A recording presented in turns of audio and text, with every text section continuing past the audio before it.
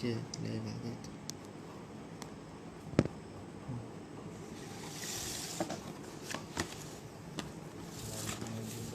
सब ठीक है ना? हाँ सब बढ़िया है। क्या है, स्टार्ट हो जाओ। हो गया हो गया।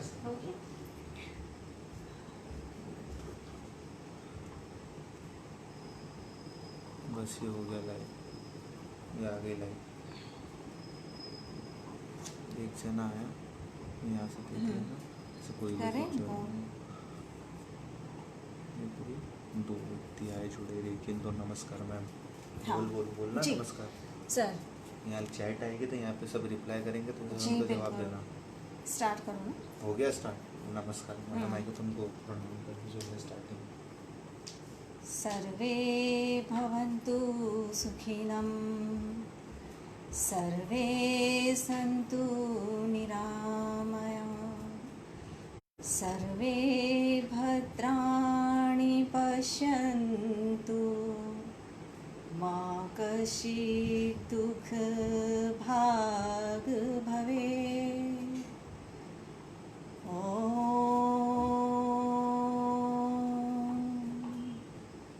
शांति शांति। नमस्कार, मेरा नाम डॉक्टर वंदना चुटैल है। मैं पंडित बालकृष्ण शर्मा नवीन महाविद्यालय शाजापुर में अतिथि विद्वान के पद पर कार्यरत हूँ। चूँकि आज मुझे सर ने विषय को लेकर मतलब राजमाता अहिल्या योग केंद्र इंदौर की तरफ के उसमें मैं बहुत कोटि कोटि नमन और प्रणाम करती हूँ। दूसरा, तपन सिसोदिया सर जी को मेरा कोटि कोटि नमन प्रणाम कि उन्होंने मुझे इस विषय पर, मेरा विषय है बोलने का कोरोना, संस्कृति और कोरोना पर मुझे अपना वक्तव्य पेश करना है। तपन सिसोदिया सर जी को मैं कोटि कोटि नमन करती हूँ और राजमाता अहिल्या योग केंद्र इंदौर के जितने भी विद्वजन हैं उन सबको मेरा कोटि कोटि नमन प्रणाम करती हूँ। आज की सारा विश्व कोरोना को लेकर बिल्कुल भय से जूझ रहा है, इस महामारी को लेकर। तो आज मुझे जो बोलने के लिए विषय दिया गया है संस्कृति और कोरोना। तो पहले हम संस्कृति को लेकर बात करेंगे कि संस्कृति क्या है और फिर हम कोरोना पे आएंगे। हमारी भारतीय संस्कृति में हम देखते हैं कि विश्व में पूरी प्रसिद्ध है। दूसरी चीज़, आज जब हम वर्तमान में देख रहे हैं तो हम हमारी संस्कृति से धीरे धीरे पीछे की ओर जा रहे हैं। जब हम देखते हैं कि आज की पीढ़ी इन सब चीज़ों से बिल्कुल विमुख होती जा रही है, अपनी संस्कृति के बारे में उनको कोई जानकारी नहीं, कोई पहचान नहीं है, तो उसके पीछे कारण क्या है? क्या उसके पीछे जिम्मेदार वो पीढ़ी है या हम लोग हैं? तो कहीं ना कहीं इस चीज़ के पीछे हम लोग भी जिम्मेदार हैं। क्यों? क्योंकि हमारी जो भारतीय संस्कृति है वो विश्व में बिल्कुल प्रसिद्ध है। हमारी भारतीय संस्कृति, जब हम प्राचीन संस्कृति को देखते हैं तो पाते हैं कि ऐसे गुरुजन हुए हैं, ऐसे ऋषि मुनि, ऐसे महान संत हुए हैं जिनसे हमारी संस्कृति की पहचान है। तो आज वो संस्कृति धीरे धीरे विलुप्त होती जा रही है, खत्म होती जा रही है। इसके पीछे कारण क्या है? आज वर्तमान समय में हम देख रहे हैं कि युवा पीढ़ी है, विद्यार्थी है, आजकल के बच्चे हैं, सब उन चीज़ों से बिल्कुल कटते जा रहे हैं। उसके पीछे भी कारण क्या है? दूसरा, जब हम संस्कृति की बात कर रहे हैं तो यहाँ पर हमें दो चीज़ों को देखना पड़ेगा कि कहीं ना कहीं शिक्षा को लेकर हम उस चीज़ से कटते जा रहे हैं, क्योंकि शिक्षा सिर्फ किताबी ज्ञान ही देना बच्चों के लिए मायने नहीं रखता है। दूसरा, किताबी शिक्षा के साथ साथ बच्चों को किताबी ज्ञान के साथ साथ व्यवहारिक ज्ञान भी बहुत ज़रूरी हो गया है, जिससे बच्चा बिल्कुल विमुख होता जा रहा है। क्या कारण है? क्योंकि हम सिर्फ स्कूलों में, कॉलेजों में बच्चों को किताबी ज्ञान तक ही सीमित रख रहे हैं।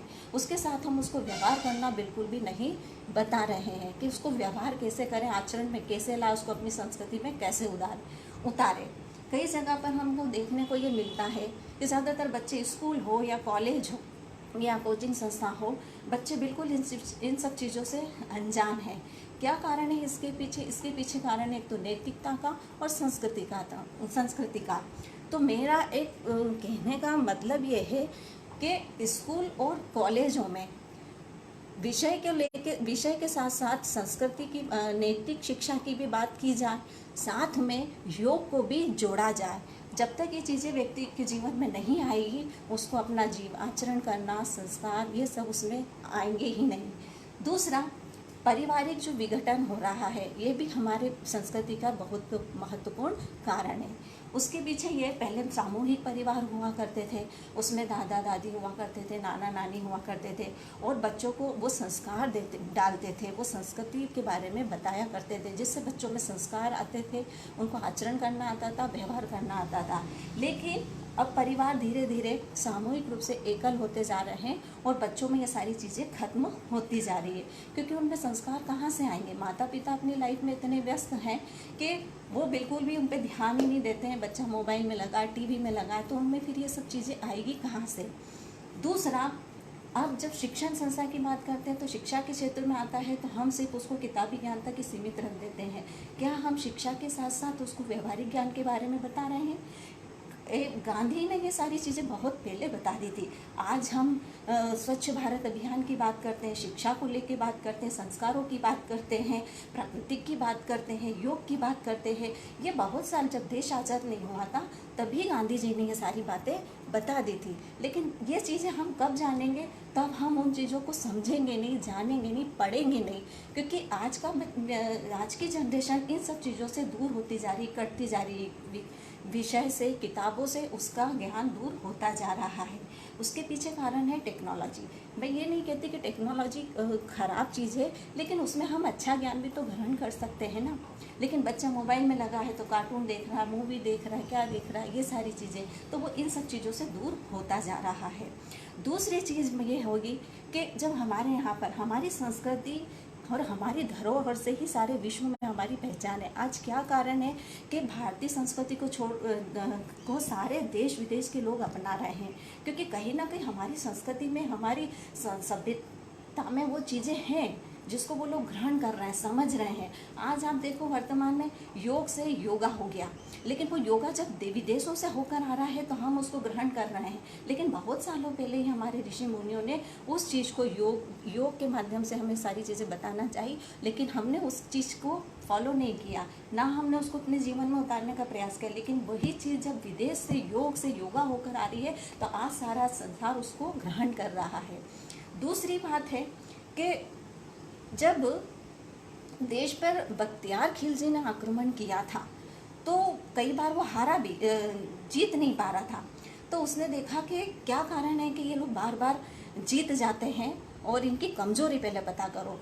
तो जब उसने अपने गुप्तचरों को भेजा रातम रात कि ये पता करो कि ये लोग जीत कैसे जाते हैं, तो नालंदा और तक्षशिला 2 ऐसे विश्वविद्यालय थे कि जिसमें सारे संसार के विश्व के लोग वहाँ पर ज्ञान ग्रहण करने आते थे, जापान से, चाइना से, अमेरिका से, जाने कहाँ कहाँ के लोग। और उस विश्वविद्यालय में सब विषयों का ज्ञान विद्यार्थियों को दिया जाता था। तो वहाँ पर जब इसने रातम रात गुप्तचरों ने देखा कि ये लोग कैसे जीत रहे हैं, तो इन्होंने फिर वो चीज़ पता करी, तो इन्होंने अपनी भारतीय संस्कृति की चीज़ कमजोरी को पकड़ा और इन्होंने जाकर उसको बख्तियार खिलजी को ये बात बताई कि ये तो अपने नॉलेज और अपने ज्ञान के कारण सारे पे विजय हासिल कर रहे हैं। तो बख्तियार खिलजी को ये बात समझ में आ गई कि अब इनसे युद्ध करने की ज़रूरत ही नहीं है, मार काट करने की कोई ज़रूरत नहीं है। रातम रात उसने नालंदा और तक्षशिला विश्वविद्यालय की लाइब्रेरी में आग लगा दी और फिर उसके बाद वो वहाँ से पलायन कर गया। तो उसमें जो ढेरों हमारा जो ऋषि मुनियों ने, महान गुरुओं ने जो ज्ञान दिया था, वो सारा वहीं के वहीं जलकर भस्म हो गया और महीनों लगे थे उस लाइब्रेरी की आग को ठंडा होने में। तो यहाँ पर ये चीज़ें हैं कि हमारी संस्कृति की हम कल्पना कर सकते हैं कि हमारी भारतीय संस्कृति हमारे लिए कितनी अमूल्य धरोहर रही होगी, हमारे ऋषि मुनियों ने कितना हमें ये ज्ञान प्रदान किया होगा। लेकिन हम सब इन सब चीज़ों से अनजान बनते जा रहे हैं। हमारा किताबी ज्ञान से बिल्कुल कटाव मतलब हम दूर होते जा रहे हैं। जब तक किताबें हमारी बहुत अच्छी मित्र होती है और जब तक हम किताबों से दोस्ती नहीं करेंगे तो हमें कोई ज्ञान इससे प्राप्त नहीं होगा। मैंने स्वामी विवेकानंद को पढ़ रही थी तो उन्होंने बहुत अच्छी बात कही थी कि व्यक्ति को व्यक्ति और समाज के परस्पर अनुकूलता, एकात्म भाव, मानवतावादी दृष्टिकोण लाने के लिए आवश्यक है। और जब तक ये चीज़ें हमारे अंदर नहीं आएगी, हम हमारी संस्कृति को नहीं पहचान पाएंगे। दूसरी बात है कि व्यक्ति के अंदर आज की जब पीढ़ी को देखते हैं तो उसमें ना तो धैर्य बचा है, ना संयम बचा है, ना किसी चीज़ को जानने की इच्छाएं बची है। बस वो अब वर्तमान में, जैसे अभी कोरोना चल रहा है, तो कोरोना को देखते हुए आज घर में 6 महीने तक लोग घर में अंदर बैठे रहे। लेकिन कई विद्यार्थियों को मैं देख रही हूँ, कई बच्चों को घर में भी देख रही हूँ, तो वो बिल्कुल बस या तो मोबाइल में रखे, या बोर हो जाते हैं, या फिर डिप्रेशन में जा रहे हैं। तो पढ़ने के लिए बहुत सारा लिटरेचर है, जानने के लिए बहुत सारा ज्ञान है, लेकिन हम उस ज्ञान की हमें आदत ही नहीं है ना। जब तक हम किताबों से नहीं जुड़ेंगे तो हमें वो ज्ञान कहाँ से प्राप्त होगा, अच्छी बातें कहाँ से प्राप्त होगी? क्योंकि अच्छा ज्ञान और अच्छी बातों से ही तो हमारा संस्कार बनता है, संस्कार से ही हमारे विचार बनते हैं, विचारों से ही हमें जीवन जीना आता है। भागवत गीता का एक बहुत अच्छा पढ़ रही थी मैं, प्रसंग था कि 3 तरह के व्यक्ति संसार में पाए गए हैं। एक व्यक्ति वो होता है कि जो सिर्फ अपने लिए जीता है। तो अपने लिए जीने वाले इंसान को क्या कहा है? पापात्मा कहा गया है, जो दुर्योधन था। दूसरा होता है कि जो अपने लिए तो जीता, पर अपनों के लिए भी जीता है। लेकिन वो व्यक्ति था युधिष्ठिर, जिसने अपने लिए भी सोचा और अपने संगी साथी भाई बंधुओं के लिए भी सोचा। लेकिन तीसरा व्यक्ति वो होता है कि जो अपने लिए भी सोचता है, अपनों के लिए भी सोचता है और सारे संसार के लिए भी सोचता है। वो थे कृष्ण। तो आज की जनरेशन में, आज की पीढ़ी में वो सारी चीज़ें है ही नहीं कि वो अब आज की जनरेशन सिर्फ अपना सुख देखती है, अपना स्वार्थ देखती है। उसको बाहर या अपने परिवार से लेकर बाहर तो कोई लेना देना नहीं। जब तक आज की जनरेशन में ये चीज़ें नहीं आएगी कि हमें अपने लिए जीने के बजाय हमें दूसरों के लिए भी जीवन यापन करना है, तो तब तक हमें हमारी संस्कृति की पहचान नहीं होगी। दूसरी बात है, अब कोरोना की जो बात हो रही है, इसको लेकर संस्कृति और कोरोना पे मुझे बोलने को कहा गया है। तो संस्कृति और कोरोना दोनों ही एक ही पहलू के सिक्के हैं। पहले हम देखते थे महामारियां पहले भी आती थी, पहले भी बीमारियां कहीं आती थी। उसमें आज तो टेक्नोलॉजी इतनी आगे बढ़ गई कि फट बहुत सारे प्रैक्टिकल करके वो इलाज ढूंढ निकालती है कि इसका कोरोना का भी इलाज आ जाएगा। लेकिन आज हम जिस चीज़ से, जैसे योग से हम कट रहे हैं, और आज तेज़ी से योग का प्रभाव पड़ रहा है, प्रकृति का प्रभाव पड़ रहा है कि नेचुरोपैथी अपनाइए, आयुर्वेद को अपनाइए, योग को जीवन में अपनाइए। क्या कारण है हम ये सब चीज़ें पहले नहीं अपना सकते थे? पहले नहीं, क्योंकि कोई ना कोई संकट जब हमारे सिर पे मंडराता है तभी हम उस चीज़ को तेज़ी से फॉलो करते हैं। अब आप देखिए कि विश्व में हमारे यहाँ तो हमने देर से जागृत हुए हैं, लेकिन सारे देश विदेश में लोग इससे पहले ही जागृत हो गए थे। वो योग को इतनी तेज़ी से अपने जीवन में उतार रहे हैं, योग का प्रचार प्रसार कर रहे हैं, आयुर्वेद को अपना रहे हैं, नेचुरोपैथी को अपना रहे हैं। हम पीछे क्यों जा रहे हैं? क्योंकि हमारे यहाँ का युवा, हमारे यहाँ की पीढ़ी अभी सोई हुई है, जागृत नहीं है। समय पड़ेगा, लेकिन उनको जगाने के लिए कहीं ना कहीं किसी न किसी का योगदान तो चाहिए, मार्गदर्शन तो चाहिए ना। गांधी इसलिए पहले कहते थे, बहुत पहले कहेगा कि शिक्षा कैसी हो? शिक्षा वैसी हो कि जो उसको ज़मीन से जोड़े रखे, ना कि उसको बिल्कुल उसका माइंड ऐसा बना दे कि बिजनेस की तरफ ही जाए या फिर वो बिल्कुल दूसरा काम करे, और जब कोई रोज़गार नहीं मिले तो वो ज़मीन से जुड़े हुए काम को करने में संकोच करे। तो गांधी का बहुत अच्छा वाक्य जब मैं पढ़ रही थी, उन्होंने अपने आत्मकथा में लिखा था कि शिक्षा ऐसी हो कि बच्चे को क्या करे, ज़मीन से जोड़ने का कार्य करे। और जब तक वो व्यक्ति ज़मीन से नहीं जुड़ेगा, उसकी शर्म, उसकी झिझक नहीं जाएगी, और लाइफ जीवन में कभी आगे नहीं बढ़ेगा।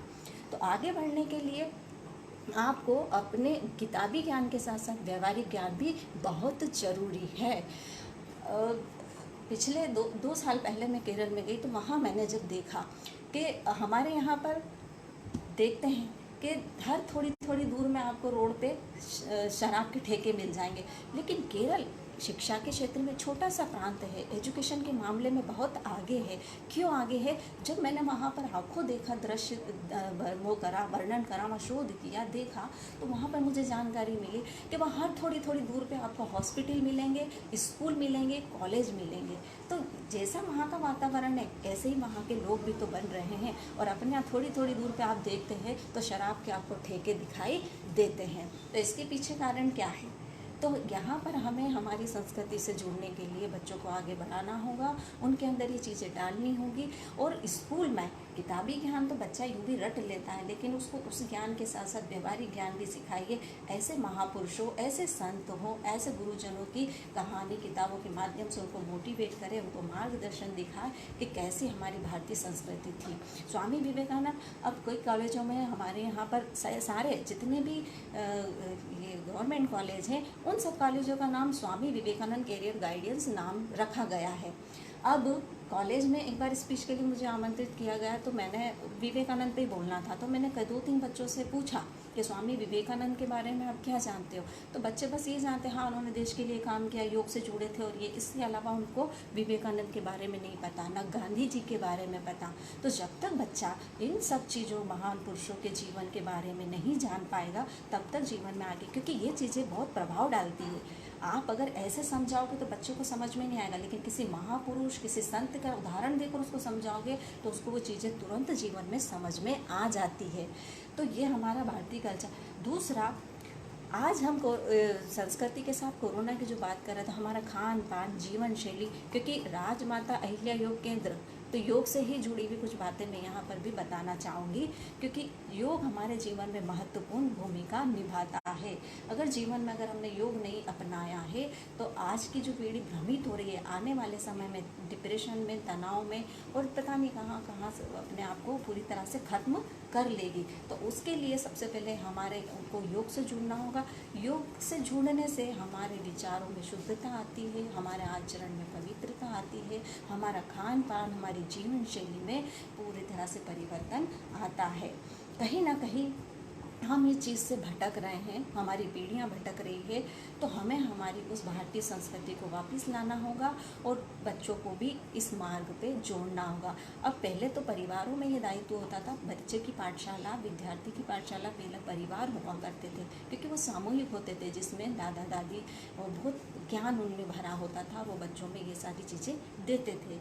लेकिन अब माता पिता परिवार विघटन हो गया, एकल परिवार हो गए, और एकल परिवार के होने से क्या हुआ कि माता पिता भी अपने कार्य में व्यस्त हो गए, तो बच्चों में संस्कार कौन दे, उनको अच्छी बातें कौन सिखाए, तो उन्होंने पूरा का पूरा सब स्कूल और विद्यालयों पे डाल दिया। अब स्कूल में भी अगर इस तरह की बातें नहीं सिखाई जाएगी तो बच्चा क्या करेगा, सिर्फ किताबी ज्ञान को ही ग्रहण करेगा, और आने वाले समय में किताबी ज्ञान ग्रहण करने के बाद, डिग्रियां लेने के बाद अगर कहीं उसको रोज़गार नहीं मिलेगा तो वो डिप्रेशन में चला जाएगा पूरी तरह से, या तो अपने जीवन को ख़त्म कर लेगा या फिर अपने पथ से भ्रमित हो जाएगा। तो यही सारी चीज़ें हमारी संस्कृति हमें सिखाती है, क्योंकि योग हमें वो सारी चीज़ों से जोड़ता है। तो सबसे पहले योग से जुड़ने से हमें धैर्य आता है, संयम आता है, और नम्रता आती है, और जीवन को जीना आता है। अगर ये सारी चीज़ें आज की जनरेशन में नहीं होगी तो वो धीरे धीरे ही अपने आप को ख़त्म करेंगे। आप सुनने में तो आते ही हैं, आप रात दिन पेपर पढ़ रहे हैं, न्यूज़ देख रहे हैं, कई घटना सुनने में आती है। अब बड़े बड़े फिल्मी स्टार तक डिप्रेशन में जाकर ये सब चीज़ें क्यों कर रहे हैं? हम इतना तेज़ी से अर्थ के पीछे भाग रहे हैं, या अपनी पहचान के पीछे भाग रहे हैं, या अपने सम्मान के कि मुझे इतना वो सब मिले, इतना ये सब मिले, ये सब मिले, उसके बाद भी हम संतुष्ट क्यों नहीं हो रहे हैं? तो इसलिए योग से जुड़ना भी हमें बहुत ज़रूरी है। दूसरी एक महत्वपूर्ण चीज़ ये भी बताना चाहूँगी कि 6 महीने में ये महामारी से सारा विश्व जो जूझ रहा है, कई मौतें भी हुई है, लेकिन आपने देखा होगा कि सबसे ज़्यादा कम आंकड़ा भारत में भी हुई है, ऐसा नहीं है। लेकिन ज़्यादातर, जब मेरा एक मित्र है, मैंने उससे पूछा, डॉक्टर है, कि भैया कोरोना से ही लोग ख़त्म हो रहे हैं, तो उसने ये जवाब दिया कि कोरोना का भय से ज़्यादा भय के कारण लोग ख़त्म हो रहे हैं। तो ये भय क्यों आ रहा है? क्योंकि हमारे अंदर आत्मविश्वास नहीं रहा। दूसरा, इसमें WHO ने भी यही चीज़ बोली है कि इसका सिर्फ एक ही इलाज है कि अपनी रोग प्रतिरोधक क्षमता को बढ़ाएं।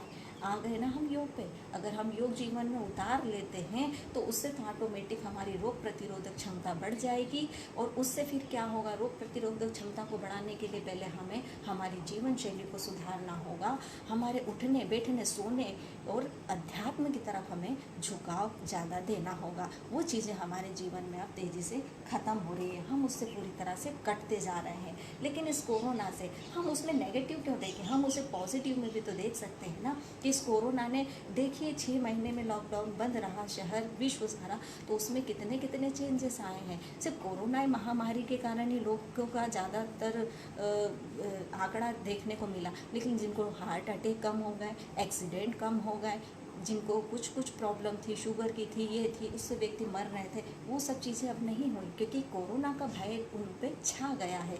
तो उस भय को भी हम पूरी तरह से ख़त्म कर सकते हैं, लेकिन वो कैसे होगा, जब तक हम योग से नहीं जुड़ेंगे। योग हमारे जीवन को पूरी तरह से बदल देता है। तो योग में वो शक्ति होती है, वो ताकत होती है कि आप अगर उसमें जुड़ जाएंगे तो आपकी जीवन शैली में पूरी तरह से परिवर्तन आ जाएगा। और ये विशेषकर आज की जनरेशन को जोड़ना बहुत ज़रूरी है, क्योंकि आज की जनरेशन, आज की पीढ़ी इन सब चीज़ों से बिल्कुल, क्योंकि उनके खान पान, उनकी जीवन शैली, बाहर का बच्चा खाना पसंद करता है घर की बजाय, तो घर की बजाय खाने की बजाय बाहर पसंद करा तो बच्चा बाहर का ही होकर रहेगा, ना उसमें संस्कार आ रहे हैं, ना उसमें आचरण आ रहा है। पहले की शिक्षा पद्धति कैसी होती थी, आगे गुरुजनों का सम्मान होता था। आज शिक्षक को बच्चे को जोर से डांटने में भी सोचना पड़ता कि कहीं भैया बच्चा अपनों पे नहीं हावी हो जाए। तो ये सब चीज़ें क्यों हो रही है, क्योंकि हम उस कृष्ण की जो उसमें है, जिसने भी गुरु को भी ईश्वर से भी बड़ा दर्जा दिया है। कृष्ण को भी तो शिक्षा की ज़रूरत पड़ी थी, वो तो ईश्वर थे ना, लेकिन ये बताने के लिए ही कि गुरु का महत्व, शिक्षा का महत्व संसार में कितना ऊंचा होता है। माता पिता के बाद गुरु का ही तो स्थान आता है, लेकिन आज वो दोनों ही चीज़ें ख़त्म हो रही है। माता पिता भी अगर बच्चों को समझाइश देते हैं या कुछ बताते हैं सही क्या है गलत क्या है, तो बच्चा नहीं सुनता है, या तो एकदम हाइपर हो जाएगा, तनाव में हो जाएगा, अपने आप को ख़त्म कर लेगा, या सामने जवाब देता है। तो ये सारी चीज़ें बच्चों में आ रही है, तो ये सब चीज़ें बच्चों में होना नहीं चाहिए। इस तरह से तो क्या होगा कि युवा पीढ़ी है, आज की जनरेशन है, पूरी तरह से धीरे धीरे विलुप्त हो जाएगी। दूसरा, डार्विन का एक सिद्धांत पढ़ रही थी कि जिसने संघर्ष जीवन में नहीं करा वो कभी आगे नहीं बढ़ पाएगा, क्योंकि संघर्ष ही तो जीवन की पहचान है ना।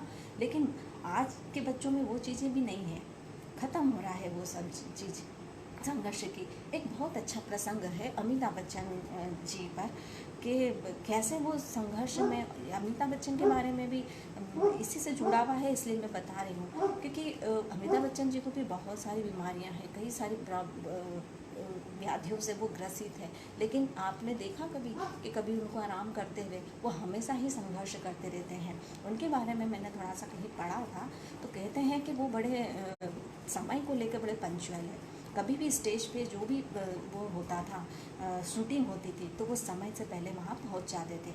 एक बार विनोद खन्ना और अमिताभ बच्चन जी को उस शूटिंग, कोई पिक्चर की शूटिंग के लिए जाना था, तो अमिताभ बच्चन पहले वहाँ पर स्टेज पर पहुँच गए।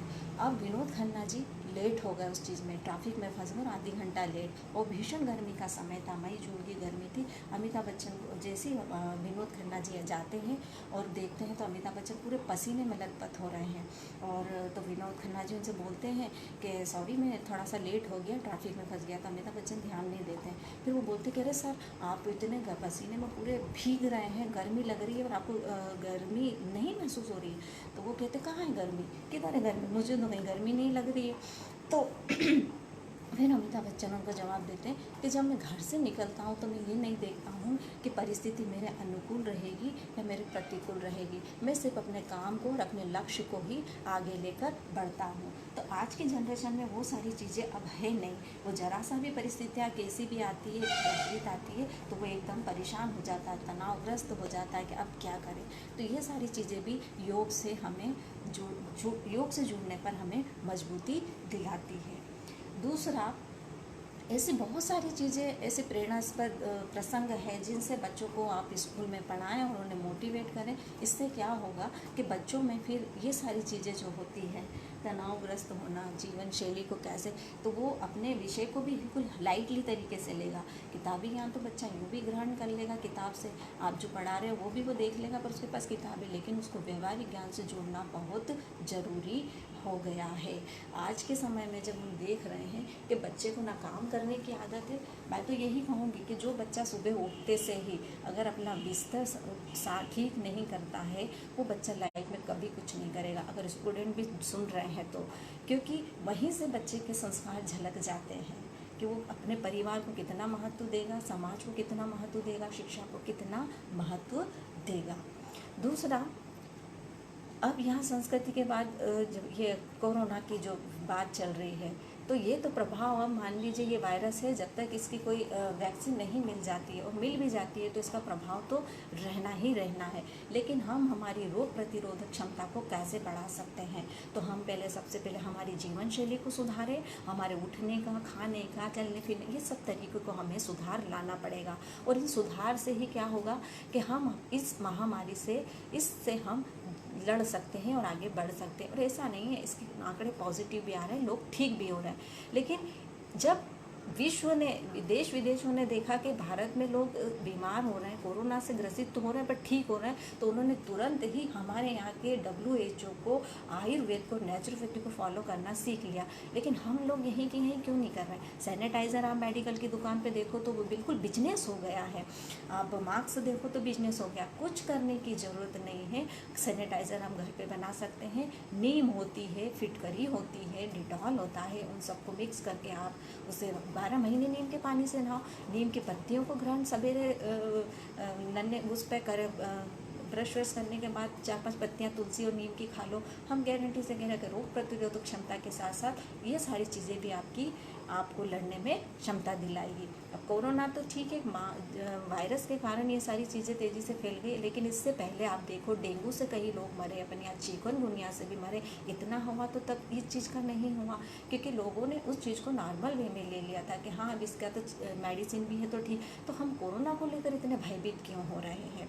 भयभीत हो, ये ज़रूरी है कि हम थोड़ी सुरक्षा बरकरार रखें, लेकिन इतना भयभीत होने की ज़रूरत नहीं, क्योंकि ज़्यादातर आंकड़े जब देखे हैं तो ज़्यादातर लोग भय से ही मर रहे हैं। ज़रा सा डॉक्टर टेस्ट कर रहा और कह रहा कोरोना है, तो कोरोना के भय से ही वो नहीं इतना फैल रहा, जितने ज़्यादा वो भय से ख़त्म हो रहा है। तो हमें यहाँ पर हमारे खान पान और जीवन शैली में सुधार लाना होगा। इसके लिए योग से जुड़ना बहुत ज़रूरी है।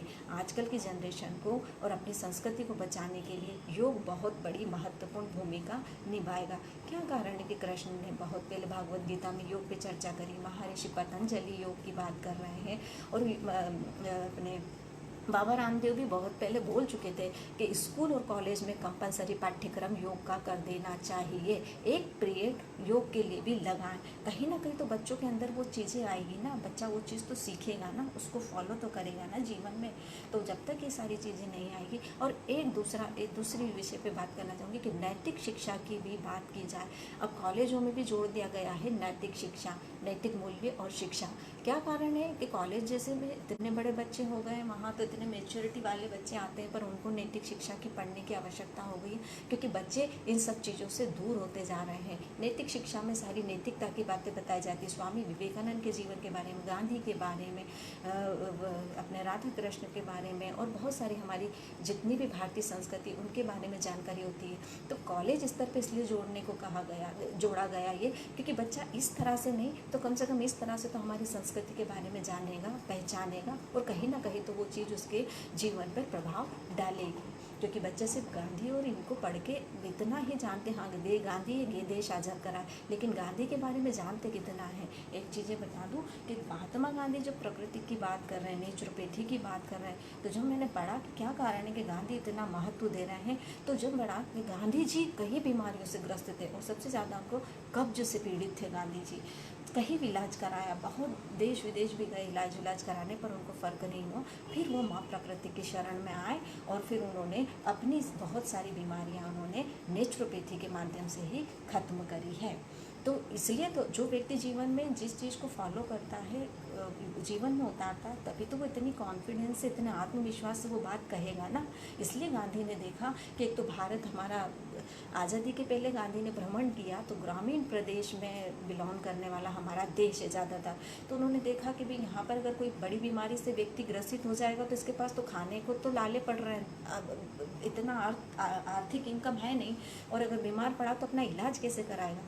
इसलिए महात्मा गांधी ने ग्रामीण परिवेश में जा जाकर लोगों को जागृत किया, स्वच्छता के बारे में बताया, और नेचर से जुड़ने की बात कही। तो ग्रामीण परिवेश में नहीं, आज हम सभी लोग उस चीज़ से जुड़े ना, उस चीज़ को फॉलो करें। जब तक हम इन चीज़ को हमारे जीवन में नहीं उतारेंगे तो उससे हमारे जीवन का फिर कोई महत्व ही नहीं है। सुन लेना या पढ़ लेने से नहीं, उसको जीवन में उतारना हमारे लिए बहुत महत्वपूर्ण है। दूसरा कि जब तक हम इन सारी चीज़ों के साथ साथ हमारे अंदर कर्मठता नहीं आएगी, करना तो पड़ेगा। कहते हैं ना कि योग कर्मेषु कौशलम। जब तक हमारे अंदर कर्म करने की भावना नहीं आएगी तब तक भी हम कुछ नहीं कर पाएंगे। हाँ, जिसको पढ़ लिया ये कर लिया, ये जब तक जीवन में उतारना नहीं आया, जीवन में उतारेंगे तभी तो हम उसको फॉलो करेंगे। जैसे अगर मंदिर जाना है तो मंदिर हमारा जाना कंपलसरी होता है, ईश्वर को मान रहे हैं तो वो हमारे लिए बहुत महत्व है। ऐसा ही हमें अपने योग को जीवन में उतारना पड़ेगा। जब तक हम योग को जीवन में नहीं उतारेंगे तो आने वाले समय में और भी ना जाने कैसे कैसे वायरस आएंगे, तो उससे हम कैसे लड़ सकेंगे। डार्विन का तो सिद्धांत था ना कि जिसने ज़िंदगी में जीवन में परिस्थितियों के विपरीत चलना सीख लिया वही आगे बढ़ेगा, क्योंकि परिस्थितियाँ व्यक्ति को स्ट्रॉन्ग बनाती है, पावरफुल बनाती है, शक्तिशाली बनाती है, ना कि कमज़ोर बनाती है। अम्बेडकर का एक बहुत अच्छा कथन था कि जीवन में अगर परिस्थितियाँ नहीं हैं तो परिस्थितियों को पैदा करो, और अगर हम परिस्थितियाँ पैदा नहीं कर पाएंगे तो हमारे में लड़ने की सहनशीलता ख़त्म हो जाएगी, और छोटी मोटी भी हमारे जीवन में परिस्थिति आई हम विचलित हो जाएंगे, हम तनावग्रस्त हो जाएंगे। तो या तो हम अपने आप को ख़त्म कर लेंगे या हम उस मार्ग से भटक जाएंगे।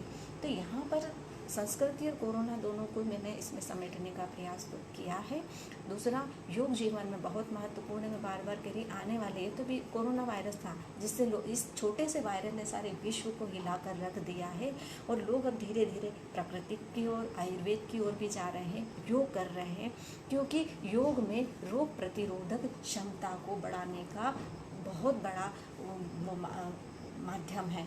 दूसरा, कुछ नहीं करें, सिर्फ प्राणायाम, अनुलोम विलोम कर लें, और 4 तरह की भ्रामरी होती है। कंठ भ्रामरी होती है, नासिका भ्रामरी होती है, कर्ण भ्रामरी होती है, और शीर्ष भ्रामरी होती है। और विद्यार्थी अगर मेरी बात को सुन रहे होंगे तो मैं उनसे यही कहना चाहूँगी कि पहले अपनी जीवन शैली को सुधारें। ब्रह्म मुहूर्त में उठने का प्रयास करें, नहीं 4 से 5 बजे तक उठा जा रहा है तो सूर्योदय से पहले ही आप अपना बिस्तर छोड़ दें। इससे आप अपनी रोग प्रतिरोधक क्षमता को पूरी तरह से बढ़ाएंगे। सूर्य नमस्कार कर लें, खान पान में अपने जब आप योग से जुड़ेंगे तो आपके जीवन से खान पान में ऑटोमेटिक सुधार आ जाएगा। आप बाज़ार का अगर योग से जुड़ गए हो तो आपको कोई कहेगा कि चलो बाज़ार का ये खा ले वो खा ले, आप खा ही नहीं पाओगे। योग में वो शक्ति है, वो ताकत है। आप योग में जुड़ने से आपके पूरे विचार पवित्र हो जाते हैं, मन में शुद्धता आ जाती है, और हम और अपने लिए न जीकर औरों के लिए जीने लग जाते हैं। अब हमारी संस्कृति में जब बहुत अच्छी एक बात आती है, जब मैंने कहीं पढ़ी थी कि हमारी भारतीय जो संस्कृति है तो वो संस्कृति हमारे मनुष्य के लिए नहीं कि भाई मनुष्य ही उसी, पेड़ पौधे पशु पक्षी हमें सबके लिए सोचना है। और आज का मनुष्य सीमित होकर रह गया, इतना स्वार्थी हो गया है कि वो सिर्फ अपने लिए ही सोचने की बात करता है, उसका भला हो जाए, उसका स्वार्थ हासिल हो जाए, जबकि ये चीज़ें नहीं आना चाहिए। हमें हमारे साथ साथ पेड़ पौधे पशु पक्षियों का भी ध्यान रखना चाहिए। शास्त्रों में तो यही लिखा है ना, ईश्वर ने एक छोटी सी चींटी, जिसमें क्या आत्मा कहाँ है क्या नहीं है ये देखते हैं, जब आभास नहीं होता, समझ में नहीं आता कि भाई इतनी सी चीज़ में जीव कहाँ है, जान कहाँ है, लेकिन कहीं ना कहीं तो ईश्वर का कहीं योगदान होगा ना उस धरती को, उस सृष्टि को चलाने के लिए। इसीलिए तो उन्होंने एक जीव से लेकर प्राणी मात्र की बात कही है। तो यहाँ पर हम यही बताना चाहेंगे कि बच्चों को ये सब चीज़ें भी सिखाएं। आज देखते हैं कि आज का किसान इतना मैं सब किसानों की बात नहीं कर रही हूँ, लेकिन आप देखो गाय धीरे धीरे विलुप्त होती जा रही है। तो हमारी भारतीय संस्कृति में तो गाय माता पूजनीय है ना, गाय में कई प्रकार की रोगों को ख़त्म करने की क्षमता है। लेकिन आज का किसान जो देखो अपने स्वार्थ के लिए बस आज फसल उग गई, ये हो गया, पैसा आ गया, सरकार ने दे दिया, वो ना तो अब इन सब चीज़ों से दूर होता जा रहा है। तो ये चेतना भी लाना बहुत ज़रूरी है। गाय पाले, बैल देखने को नहीं मिलते हैं, क्योंकि गाय जो दूध नहीं देती उसको छोड़ देते हैं, रोड पे भटकती रहती है, एक्सीडेंट में मर जाती। और पहले के लोगों में गाय और जमीन माता, इन दो का बड़ा सम्मान करते थे, और उसके लिए व्यक्ति कुछ भी कर गुजरने को तैयार। आज वो दोनों चीज़ें ही देखने को नहीं मिले। किसान तेज़ी से शहरी चकाचौंध को देखते हुए अपने बच्चों को अच्छा एजुकेशन देने के लिए, अच्छी परवरिश करने के लिए वो गांव की ज़मीनों को बेच रहे हैं और शहर की ओर पलायन कर रहे हैं। लेकिन वही चीज़ आप शहर में उससे क्या होगा, क्योंकि बच्चे पूरी तरह से शहरी वातावरण को अपना रहे हैं, लेकिन वो ज़मीन से कटते जा रहे हैं। आज देखिए डिग्रियां इतनी मिल गई, रोज़गार नहीं मिल रहा। बच्चों से करके तो कि चल खेत में हल चलाना, तो बच्चा नहीं चलाएगा, क्योंकि उसके पास अरे कोई देख लेगा तो कहेगा बीए पास करा हुआ खेती में काम कर रहा है। तो ये चीज़ें गांधी यही बोलना चाहते थे कि एजुकेशन के साथ साथ, स्कूली शिक्षा के साथ साथ, कॉलेज शिक्षा के साथ साथ उसको ज़मीन से जुड़ने की भी बात करो। गांधी जब जेल में थे तो उनके बेटे को हमेशा एक पत्र लिखा करते थे, बा के नाम, बा यानी कि उनकी पत्नी के नाम, और हमेशा उस पत्र में यही लिखा करते थे, उनसे बेटे से कहा करते थे कि अपनी जन्मभूमि को कभी नहीं छोड़ना और अपनी माँ का हमेशा ध्यान रखना। तो उन्होंने माँ और जन्मभूमि दोनों पे ज़्यादा फोकस दिया था। क्यों दिया था? क्योंकि अगर वो ज़मीन से कट जाएगा तो फिर वो अपने जीवन को ठीक से नहीं जी पाएगा। इसलिए यहाँ पर इन दोनों चीज़ों का बहुत महत्व बढ़ गया है कि ज़मीन से जुड़ना बहुत ज़रूरी हो गया है। आज के बच्चे में ये सब चीज़ें ख़त्म ही नहीं, क्योंकि उसके पीछे माता पिता भी बहुत जिम्मेदार है। मैं ये नहीं कह रही कि लेकिन बच्चों पे बच्चा क्या बनना चाह रहा है, क्या करना चाह रहा है, वो छोड़कर हम हमारी इच्छा है उस पर लादते जा रहे हैं। तो बच्चा उस चीज़ में समझ ही नहीं आता है। पिताजी कहते हैं डॉक्टर बनो, माता कहती है इंजीनियर बनो, और बच्चा क्या बनना चाहता है ये भी तो समझने का प्रयास करें। तो जो बच्चा अगर वो कुछ भी करना चाह रहा है, कुछ और बनना चाह रहा है, बिजनेस करना चाह रहा है, तो उसको उसी लाइन में जाने दो। क्योंकि आपने ज़बरदस्ती उसको डांट डपकार के उस लाइन पर खड़ा कर दिया, लेकिन मन तो उसका उधर की दिशा में ही जा रहा है। तो बच्चे क्या करना चाह रहे हैं, पहले आप उनकी इच्छाओं को भी समझो और उनकी इच्छाओं के अनुसार उनको कार्य करने। कार्य कोई छोटा बड़ा नहीं होता है, और जब तक आप इस चीज़ को नहीं समझेंगे तब तक आज की पीढ़ी भी वो चीज़ नहीं समझ पाएगी, क्योंकि उनका तो झुकाव उधर ही हो रहा है, उसकी ओर ही है ना, कि जो माता पिता कह रहे हैं तो बच्चों को उधर जुड़ना है। तो यहाँ पर यही चीज़ें हैं। मैं यही कहना चाहूँगी कि योग जीवन में आज वर्तमान को देखकर, ठीक है कोरोना, हम तो इस महामारी में भी पॉजिटिविटी से ही सोच रहे हैं कि इस कोरोना ने उन सारे लोगों को आपस में जोड़ा है और ये आभास दिला दिया है कि हमारी भारतीय संस्कृति, हमारी जो भी शिक्षा है या नेचुरोपैथी है, आयुर्वेद है, क्योंकि इससे पहले आयुर्वेद को परमिशन नहीं थी। इंजेक्शन वगैरह भी वो मेडिसिन बनाया करते थे, दवाइयाँ, बाकी इंजेक्शन वगैरह की वो उनको ये वो नहीं था कि आप इंजेक्शन वगैरह बेच सकते हो। लेकिन WHO ने जब से देखा कि आयुर्वेद भी हमारे, तो उसको भी परमिशन दे दी गई है। दूसरा, योग के लिए भी तेज़ी से प्रचार प्रसार कर रहे हैं, और आगे भी ये चीज़ अब तो ये तेज़ी से ही चलना है। देश विदेश में तो इसका अब तेज़ी से प्रचार चल रहा है। पर ये है कि आप ये विकराल समय जो चल रहा है महामारी का, इसमें बस धैर्य और संयम से काम लें, अपनी रोग प्रतिरोधक क्षमता को बढ़ाएं और स्वस्थ रहें, सुखी रहें, संपन्न रहें। बट जीवन में योग को अपने पूरी तरह से अपनाना ही पड़ेगा, तो ही हम इस जंग से जीत सकते हैं, क्योंकि योग हमारे जीवन में महत्वपूर्ण भूमिका निभाता है, क्योंकि ये हमारी भारतीय संस्कृति का एक महत्वपूर्ण अंग है। बहुत पहले हमारे ऋषि मुनियों ने ये सारी चीज़ें हमें बता दी थी, लेकिन हम उससे धीरे धीरे करते ही जा रहे हैं ना। क्यों करते जा रहे हैं? क्योंकि हम जानते नहीं हैं। अथाह ज्ञान पड़ा हुआ है, एक समुद्र की तरह बहुत सारा ज्ञान हमारे यहाँ पर है, लेकिन हम हमारे धार्मिक ग्रंथों से वंचित हैं, हमारे महापुरुषों के बारे में नहीं जानते, हम योग के बारे में नहीं जानते। तो बच्चों को अभी 6 महीने इतना कोरोना काल चला है, तो उनको किताबों से जुड़ना था, अच्छा लिटरेचर पढ़ना था, अच्छा साहित्य पढ़ना था, जानकारियाँ बहुत मिलती। किताबें व्यक्ति की बहुत अच्छी मित्र होती है, और उनसे भी पढ़ने के बाद हमें बहुत अच्छी अच्छी जानकारियाँ मिलती है, और जानकारी के साथ हमें जीवन में वो अच्छे विचार हमारे बनते हैं, विचारों से हमारा आचरण बनता है, और आचरण से हम में संस्कार आते हैं। अब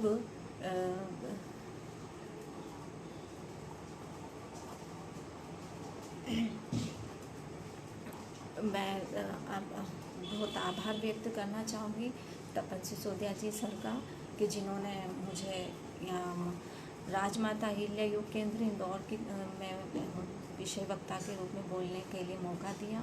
मैं उस पूरी टीम का आभार व्यक्त करना चाहूँगी, और विशेषकर मैं रवि सर को बहुत बहुत धन्यवाद देना चाहूँगी कि जिन्होंने मतलब मेरे से पहले पूछा कि सर आपसे बात करना चाह रहे हैं और आपको जोड़ना चाह रहे हैं, आप बोलना चाहेंगे।